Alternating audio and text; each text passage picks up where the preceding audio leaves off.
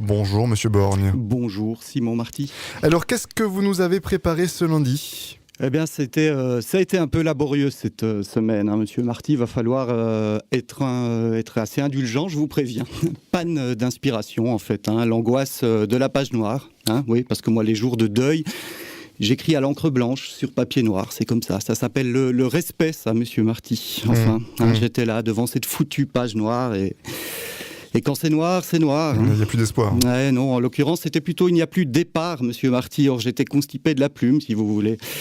C'est n'importe quoi, cette chronique, hein, on est d'accord. Constipé, c'est une image, hein, j'étais bloqué, quoi. Hein. C'est à ce moment-là, à ce moment précis, d'ailleurs, que j'ai reçu un SMS à double effet laxatif, Monsieur Marty. Un samedi, sur les coups de 14h, un texto de Laurence Aubron, hein, la bosse. Ça lui ressemble. Dans lequel elle me suggère de pondre, je cite, hein, un truc entre le Brexit et Johnny, virgule, smiley qui pleure, bim, je tenais mon sujet, du coup, hein, Simon Marty, ouais. Oui, parce que le Brexit, c'est quoi ? C'est une rupture qui coûte un bras, hein. Le lien avec Johnny semblait évident. Et il avait forcément un avis sur le sujet, j'avais plus qu'à filer la métaphore du divorce, trouver une chute pas trop douloureuse et emballer, c'était pesé. Mais bon, en même temps, la facture du Brexit, hein, c'était déjà le sujet de ma chronique de la semaine dernière. Donc, bah oui, du coup, j'ai un peu abandonné l'idée. Hein. Pourtant, je m'y étais fait à l'idée. Enfin bon, c'est là que je suis tombé sur cet article Désolé, Monsieur Marty.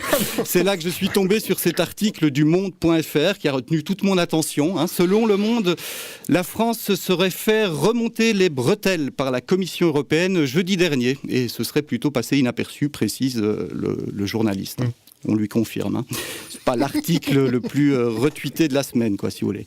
Mais bon, voilà ce que dit cet article. Hein. Bruxelles demande instamment à la France d'adopter des plans d'action sur le bruit ambiant et de respecter une directive européenne de 2002 sur les nuisances sonores. Donc le lendemain du décès de Johnny, alors que Laurence Aubron hurle encore à la mort, pleurant son idole à chaudes larmes, eh bien le lendemain, la Commission demande à la France de baisser d'un ton. Hein, ce n'est pas digne, Simon Marty. Hein. C'est pas le bon timing, vous en conviendrez. Ouais, c'est un curieux hasard de calendrier. Oui, ben, quoi qu'il en soit, la France a 2 mois pour réagir, hein, montrer qu'elle va s'attaquer sérieusement à la problématique des nuisances sonores, sous peine de s'exposer à la Cour de justice de l'Union européenne et à d'éventuelles sanctions.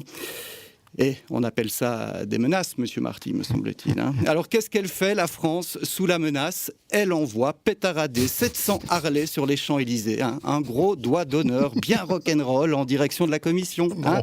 Quelquefois, la France est une sale gosse, Monsieur Marty, vous le savez. Oui, Hein. sans aucun doute.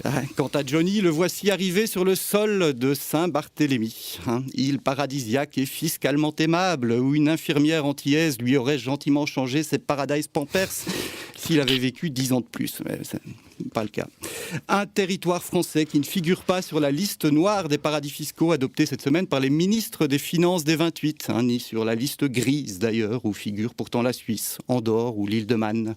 Mais pourquoi une liste noire et une liste grise ? Alors en gris, si vous voulez, ce sont les pays qui ont fourni des efforts de transparence, mais qui doivent encore confirmer leurs engagements. Hein. Avec eux, il y a de l'espoir. Et puis en noir, c'est noir. Il n'y a plus d'espoir ? Exactement, Monsieur Marty. Merci Monsieur Borgne. Noir c'est noir, il n'est jamais